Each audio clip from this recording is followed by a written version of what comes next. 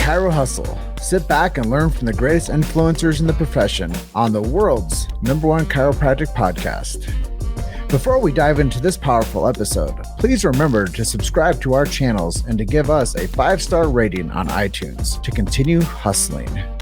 This episode is sponsored by Imaging Services, Chiro Health USA, Chiro Moguls, Pure Chiro Notes, Titronics, Sherman College of Chiropractic, New Patients in a Box, the Influencer Authority Podcast Training, Mango Voice, Life Chiropractic College West, and M-Sculpt. Let's hustle.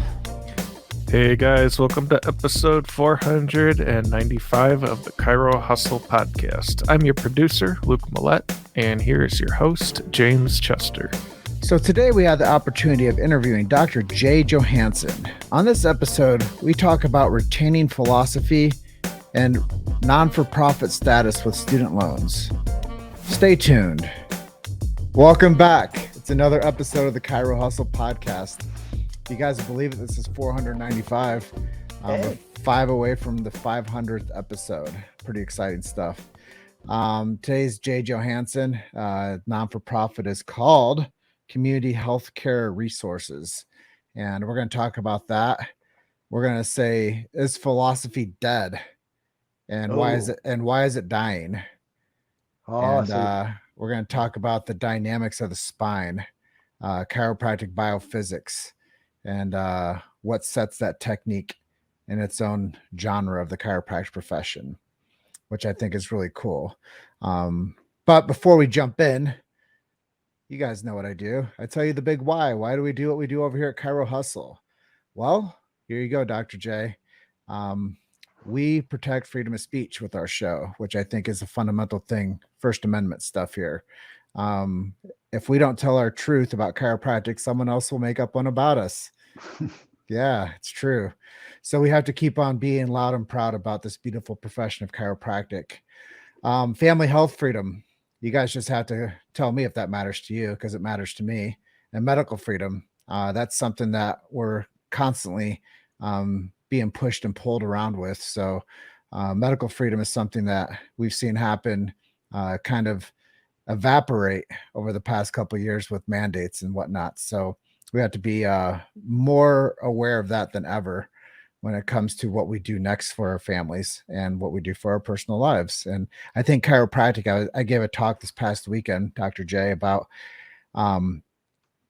chiropractic being one of the last moves on the chessboard when it comes to medical freedom, family freedom, and freedom of speech in the medical arena.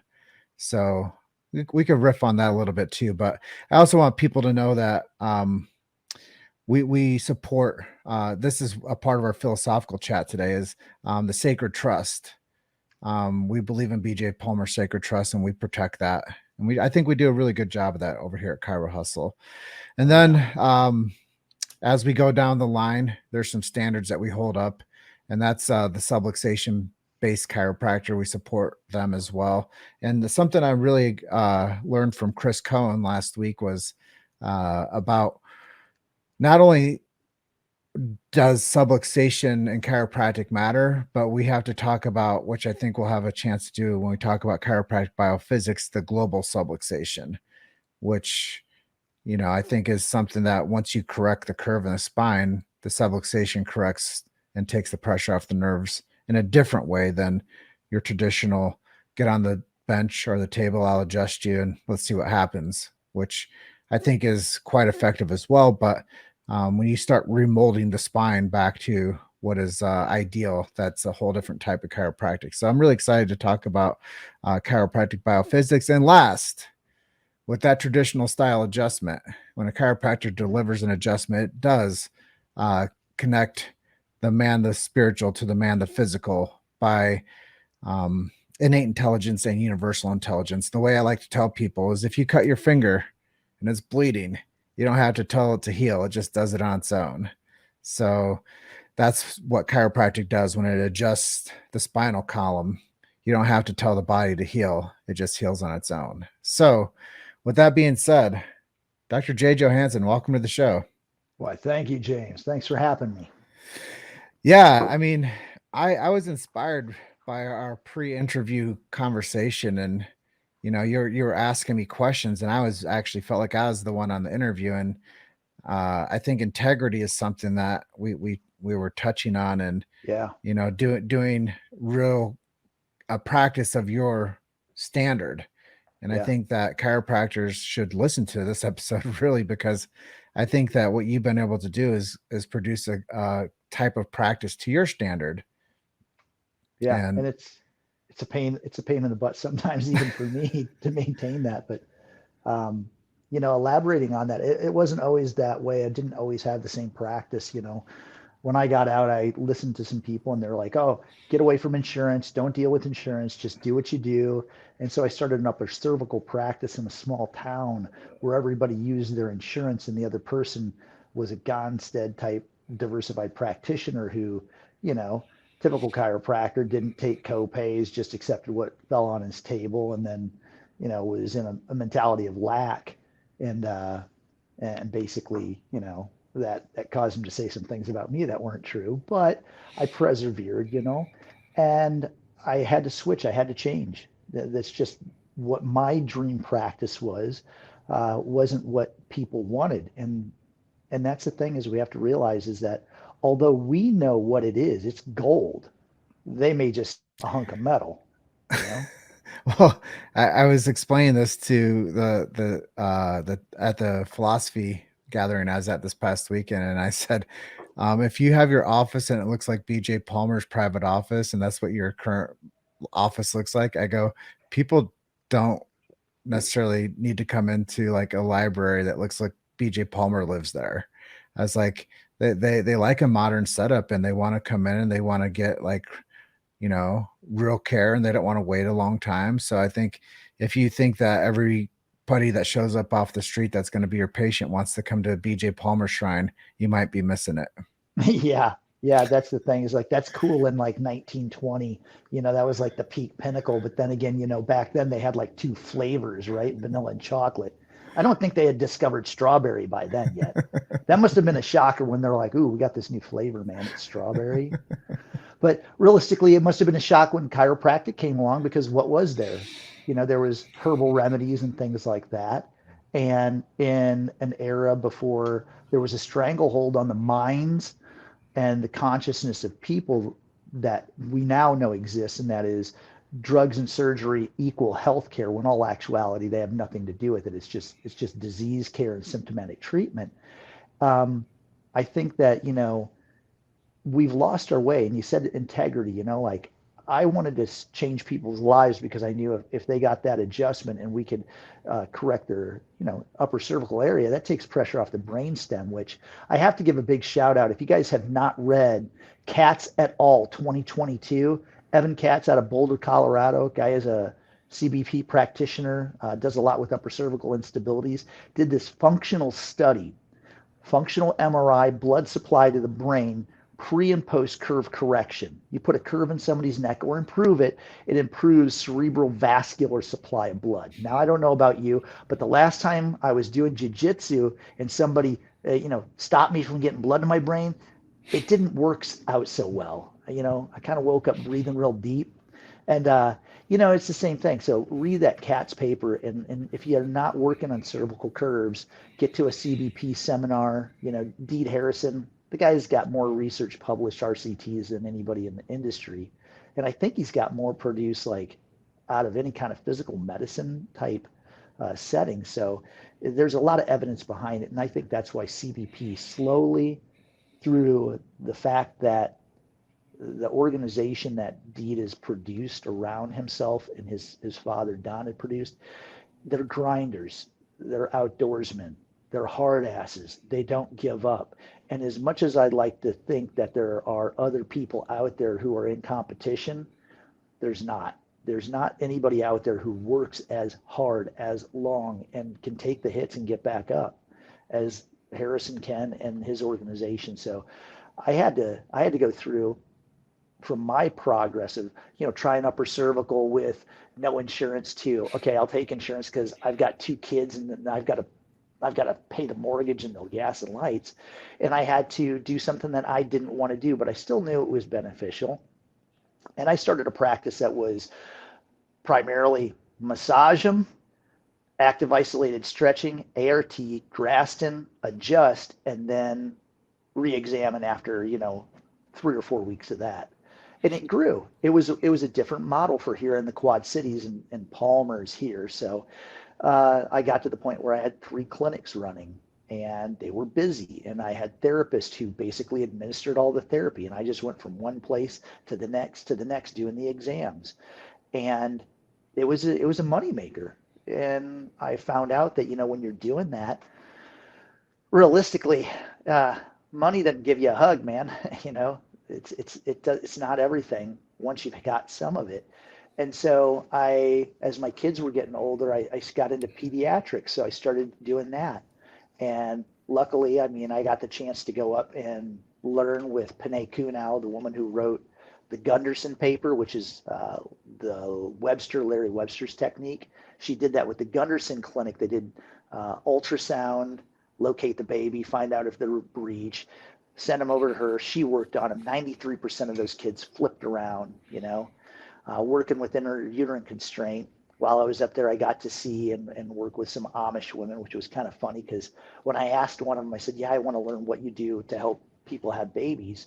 She looked at me and she said, what business do you have of being in that room? And I was like, what? And as I was like, reverse sexism here or something. But this is the 90s. And Panay explained, that the English communities don't have the knowledge that mom and aunts and everybody help deliver that kid and get their pelvis moving. And so I took that into practice, and we had over 350, 400 kids born into the practice over the course of 10 plus years, about 30 to 40 a year. And some of those kids now are 20. And then things changed. What happened was I lost my health, even though I was running the massage therapy, grass and soft tissue offices. What I realized is that I wasn't happy. I was falling apart and my body was breaking down, but I didn't realize it. It doesn't happen so that I was aware of it. I just got grouchy, angry, and upset. My structural distortion, realistically, I had a translation, lateral flexion, and a kyphosis. And my stomach was a mess, but I got lucky. Thanks to a doctor out of Boise, Idaho, Jen Aranda. And Jen, if you're listening to this, thank you again. She got me to go see a doctor who's now in, I believe, Cincinnati, Clinton Garda, in Crystal Lake, Chicago. And he was a CBP practitioner at an office up there at one of Wang's offices, Chiro 1. And he did my exam, and he's like, you do or die. And I'm like, oh, how's that? And he's like, gave me debricados where it's showing kyphosis leads to compression, leads to atherosclerosis. So on the ride home from Chicago, I put my baby, which was this black BMW M5, on the block to be sold, liquidate my, part of my 401k, and then plan to go to CVP and learn, tear down walls, open bay adjusting, traction units. And we had a working 2-year plan, myself, Dr. Scott Chios, who now practices up in the La Crosse area on Alaska. And we made it happen. We just went back to school. We learned it. It was a tough road. It was a technical, but I realized that the simpler I kept it, the better and easier it was. And when we started doing CBP, we saw miracles. I was the first one. I ended up having ulcers and intestinal disorders and lupus and all this other weird stuff happening to me because my gut and intestines didn't work right, which affected my immune system. And the miracle is, knock on wood, I lost probably 6+ months where I couldn't grab things. I couldn't tie my shoes because of the swelling and the arthritis. And by cleaning up my gut in combination with structural neurology through changing my posture, getting it upright, which isn't easy. It's work. I went back to racing a bicycle, and I love racing bicycles. So if anybody wants to go ride bikes, let me know. We'll go ride. And I got back to racing. And when I was in my 40s, I just turned 50 this year in January. Throughout my 40s, I was racing open categories and Cat 1, 2, 3 races. in races where there were guys in their 20s and I was smashing it. So I really have to give it to Deed. Neurologically, this runs it. This thing right here is dependent on it. So is everything else. And it all runs better if you're subluxation free. And subluxations don't just occur bone to bone shift.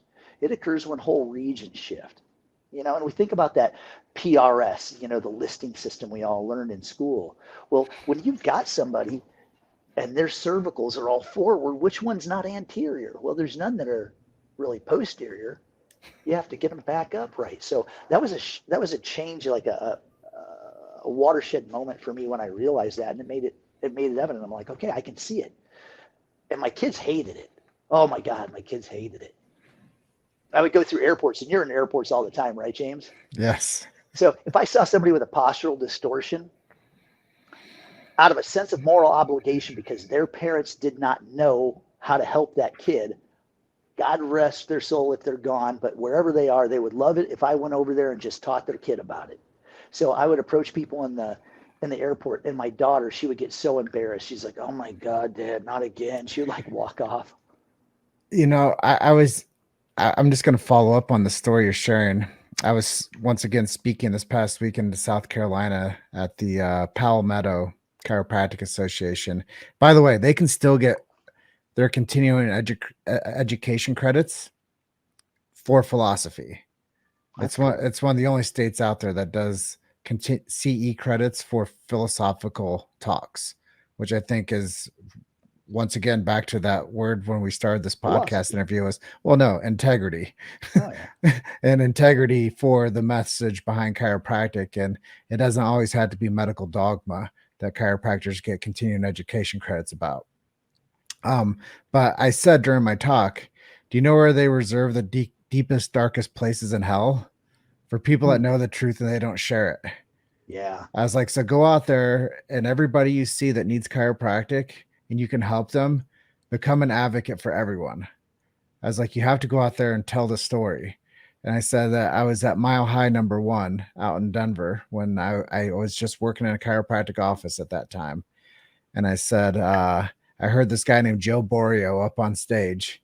Dude, and go for Joe, man. And all he said, like, over and over, and I was like blue in the face by it, was tell the story, tell the story, tell the story. And I didn't realize how important it was for every chiropractor to go out there and campaign for the profession, not just their business.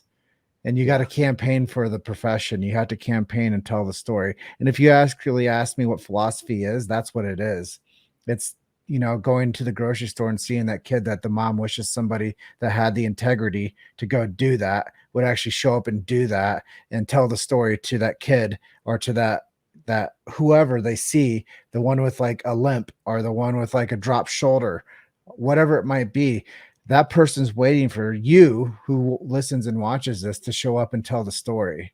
So Joe Borio, thank you for teaching me that when I was a knucklehead. And I'm like, why is this guy repeating himself so much? And it's blue dye, man. And like Joe says, man, you go out there and they get a message 1,500 times every week from medical, drugs, surgery, all that stuff. You have to basically bombard them when you're in the clinic. If you're talking about the weather, the sports game, whatever it is, you're not doing your job. Your job is to educate, tell the story over and over again. And I took on a mission. I'm not an extrovert at all. Like literally, I was always quiet. And even in my life now, when I come home, you can ask my wife, she's a chiropractor too. We'll work at one side of the dining room table on the other.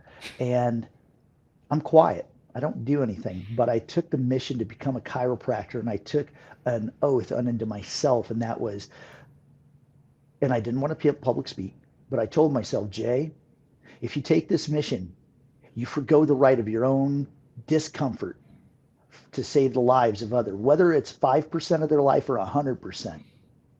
You give up your right to be avoiding uncomfortable situations, because you now carry the light, you carry the torch, you carry the message of the universe and life itself. And if you don't tell them, like James said, there is a special place for you in hell. But moreover, man, I tell you, nothing feels better than having somebody look at you when you go up in the airport and they look at you weird and you're going, hey, I just noticed this about you, and like, I'm a chiropractor, and if I didn't tell you this, I would feel really bad because, well, I would never want my own kid to suffer, and I know your parents don't want you to suffer either. And although you may not feel it right now, I'm going to just bring you to a state of awareness by asking you a couple simple questions, right? I noticed this, and you've probably noticed it about you too. Your shoulders high, your shoulders low. Have you ever noticed your weight is shifted over one side? Yeah. Did you know that with that weight on that side, well, you probably don't, but sooner or later, is it going to wear your hip out, your knee, the discs in your back? Yeah, if you live long enough. So if there was a way and you could learn to get that back upright, okay, and get it level again, would it benefit you? Yeah, okay, great. Here is on this phone right here is a locator to find a CBP doc. And I love that Deed Harrison had that app put on his stuff because they can find somebody who can help them posturally. You've made it to Chiro Hustle. Sit back and learn from the greatest influencers in the profession on the world's #1 chiropractic podcast. This episode is sponsored by Imaging Services, Chiro Health USA, Chiro Moguls, Pure Chiro Notes, Titronics, Sherman College of Chiropractic, New Patients in a Box, the Influencer Authority Podcast Training, Mango Voice, Life Chiropractic College West, and Sculpt. Let's hustle. Yeah, I'm just going to follow up on that a little bit. Is everybody out there knows somebody that needs chiropractic in their life, and that's the thing too. Is guard the sacred trust was a part of the talk that I gave too. And philosophy is, a chiropractor has to go out there by the highways and byways and still profess what the profession does and let people know the big idea. And, it might be a small thing when somebody has that shift in their posture and it doesn't really cause anything. And it might be a small thing when that family watches that kid slump over their cell phone day after day. It might be a small thing when somebody slips or gets hit and doesn't do anything to correct that subluxation. It might be a small thing, but a chiropractor has the ability to help with that. And that's a big thing. Yeah. And I think that's really the whole chat today. We're talking about philosophy and integrity is we know because chiropractic's so powerful that it can be a big thing. And, it is metaphorically the last chess piece when it comes to freedom of speech, when it comes to family health freedom, medical freedom. Chiropractic is the answer for so many people that just don't know where to go. Or I always say they don't know where to go, who to trust. So I think it's courageous for a chiropractor to do what they do today in 2023. It is. It's very courageous, and I have to give it to you guys. Many of us get stomped and we get squashed and we get disenfranchised and we get beat down and we think that what we have is not what it is. We're told that it's not too many times not to believe it, and it's a horrible thing. I at one point in time doubted it, and then I just kept working at it because I knew something was telling me, you have to go. There's a mission. This is it. Do it. And realistically, why would you care when somebody says something bad about you or chiropractic? They don't even know what they think of themselves, number one. And number two, chiropractic's not, people don't know someone, they know everyone. Chiropractic works in every instance except for one. And that's if they're dead. And here you go. The difference between chiropractic and non-chiropractic, somebody who does get care and somebody who doesn't use chiropractic, is the variance in the percentage of life lost. I've seen people in my practice in 2014, November. I had a woman named Jane come in the office. She had a severe kyphosis. She was having upper back pain. Now, history revealed that she fell. She was doing a cherry drop off a monkey bar at the age of 11. And she fell and she knocked the wind out of herself. From then on, she started developing a kyphosis. And she's in her late 50s. I think she was 56. And she came into my office, and I had seen her years before when I had first started back in the days in LeClaire. And it had been some years, 14 years, 12, 14 years since I'd seen her. And she came in and she said, Doc, adjust me. And now I knew what CBP was. I knew what kyphosis did. And I wasn't that good at communicating, though. So I communicated with her in fact, not in feeling. Had I been able to tell a story, I maybe would have saved her. But she said, I don't want all that. I don't want to do all that stuff out there. I just want you to adjust me because my back hurts. But I didn't know how to get through to her. Your immune system, your metabolism, every system's dependent on this. It runs from above down. And if you've got pain, by the time you have pain in a spinal related condition, you're in crisis. Because what's the likelihood if that nerve, 1 out of 10 is a pain nerve in your cord, what's the likelihood if that one's got pressure? Organ nerves and other things do too. And I didn't know how to explain that to her. And she walked out. I read her obituary the 31st of January 2015. She died of pneumonia. Now, if you know somebody with a kyphosis, and if you do, you know, kyphosis killed her. Structural distortion killed her. That was the nail. And just do this one. Slouch with a kyphosis and breathe in. Now sit up straight. You can measure vital lung capacity. You can get a spirometer. We used to do them in the office all the time when I started CBP because it gave me a measurable way to know I was doing something that was going to make people live, unlike Jane. And there's no arguing with this story, and nothing that anybody ever tells me will tell me that chiropractic doesn't save lives. It doesn't deliver people back to their families. So my philosophy is this.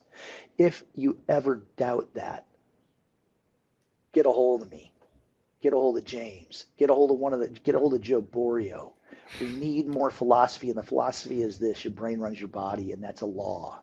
I don't even know why we call it philosophy. It's a law. 11 times out of 10, if I cut your head off, you're going to die. 11 times out of 10, if I put pressure on your spinal cord, your body will waste away. Law, not philosophy. Yeah, when I meet people out in public and they tell me that they have like sciatica, or they tell me that they have numbness and tingling in their hands when they're sleeping. I always urge them to at least go in and get some x-rays and get checked. And, they have nothing to lose but their health. It's kind of a quippy thing to tell somebody, but really, if people take the chance to just like see if there's something that a chiropractor can do for them, it's really important. And chiropractic philosophy is something that I found to be like the link between the adjustment and why chiropractors do what they do. I like it, man. I like it because it explains for the lay person how it works and how it runs, and it makes it normal. It makes it unbelievably simple. Mm-hmm. It's like you were saying earlier, like when you cut your finger, do you have to sit there and go, heal? No, this takes care of it. This communicates it. And you can measure how well it works. That's one of the things I love about our profession is that we can use tests like reflexes, skin sensation, range of motion, strength and muscles, and see how well are those working. And if those nerves are embedded with the nerves that go to every system and tissue and organ in our body, we know they're working too. And we can watch things change over time as people become healthier, more upright and stronger. So I think that, yeah, I like philosophy. I like the laws that it represents, and I like the way that it helps people understand the message. And I love Joe Borio's stuff. I found Borio in 2013. I think he was speaking at a seminar I was at, and I'm like, all right, sign me up. I got to find a way, because he had the way to explain it to people, and I didn't, because I wasn't a talker. Yeah, you made me think of a lot about when a chiropractor doubts if the adjustment works. It works every time. Even bad chiropractors get phenomenal results. I'm an example of that because I sucked really bad at first at adjusting. Now I'd put myself out there. I'll take the Pepsi challenge, and anybody who wants to see it on adjust off hand to hand, we'll line up 100 people and we'll go adjust, and we'll find out. We'll claim a winner. I'm going to put my hat in the ring for that one. Well, the part that you told me when we started this interview today was you started as an upper cervical specific chiropractor. Yeah. And when it comes down to it, whether it's a severe kyphosis and we've lost our cervical curve, when you adjust somebody and you restore that functionality, there's a saying that I really loved when I was doing a project for Blair upper cervical is holding is healing.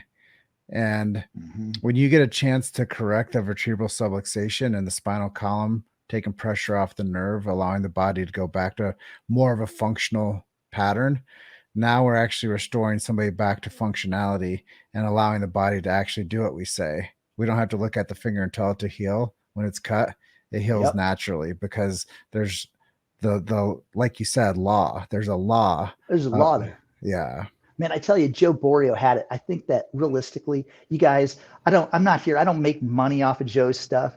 Me neither. Pony up, man.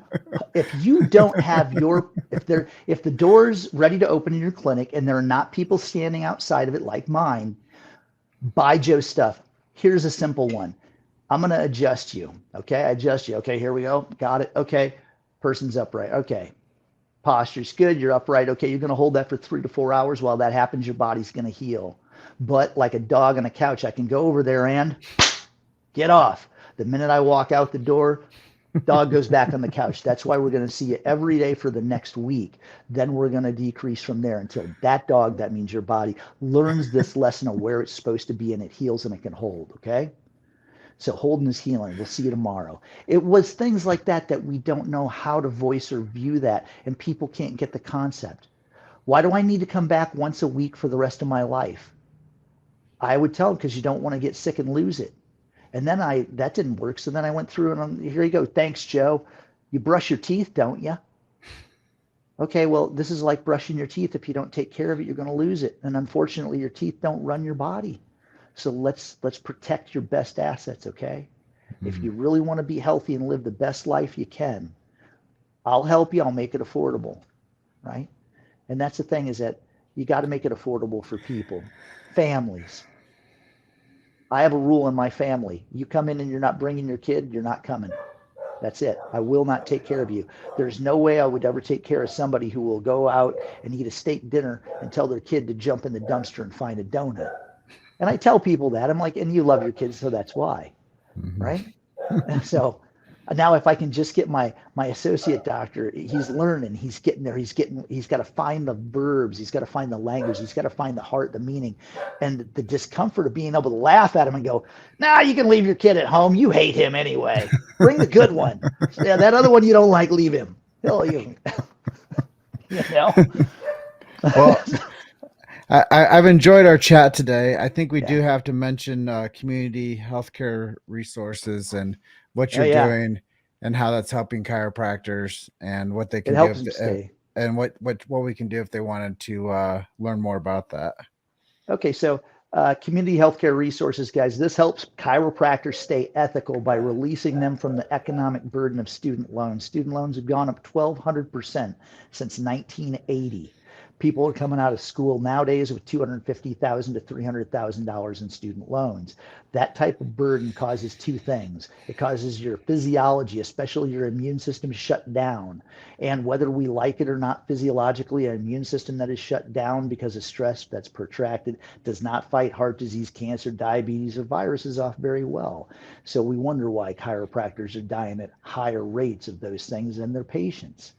So what we did was we created a nonprofit that is nationally based. You can work for our organization. You can raise some funds, recruit somebody to deliver some care and give some education for free to the public. And we will employ you as a nonprofit employee, and you can get public service loan forgiveness. And you do have to serve 10 years with our organization. But my wife, my associate doctor, get their work done relatively short period of time. It's not the adjusting and all that portion is very, very little. And the fundraising is very little when you have your staff helping you. So we've got hundreds of people saving themselves from student loan debt via that method.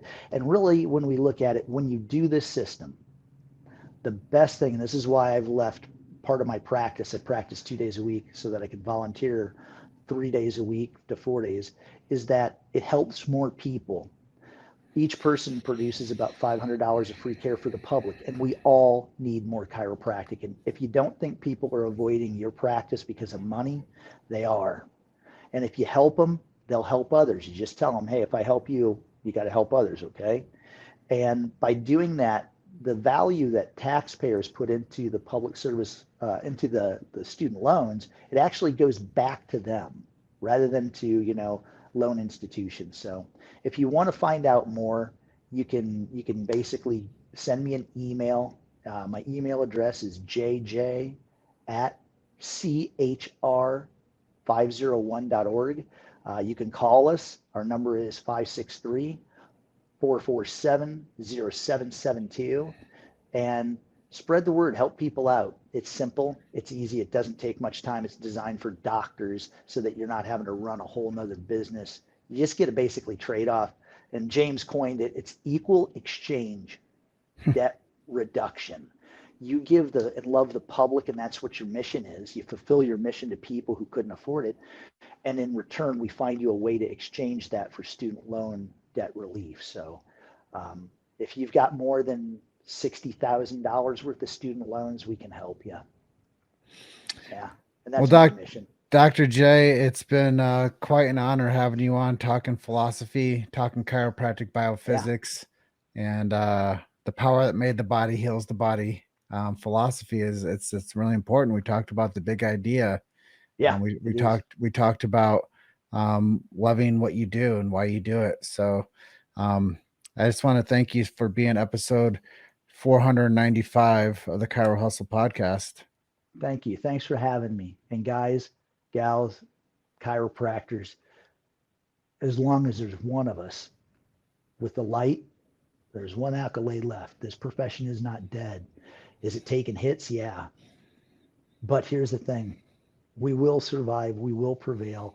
And people are going to tell you, James and I talked about this earlier, when you hold the responsibility, people are going to call you crazy. And I've had people even for this nonprofit mission that I'm on, tell me I'm crazy.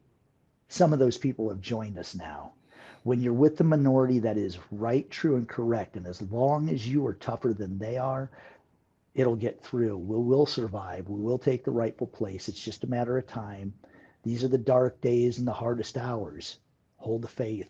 Okay? Amen. Keep up on it.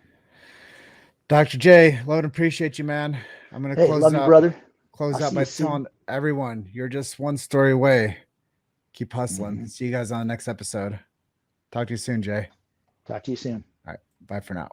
Bye. Thanks for listening to Chiro Hustle. Don't forget to subscribe and check back next week to continue hustling.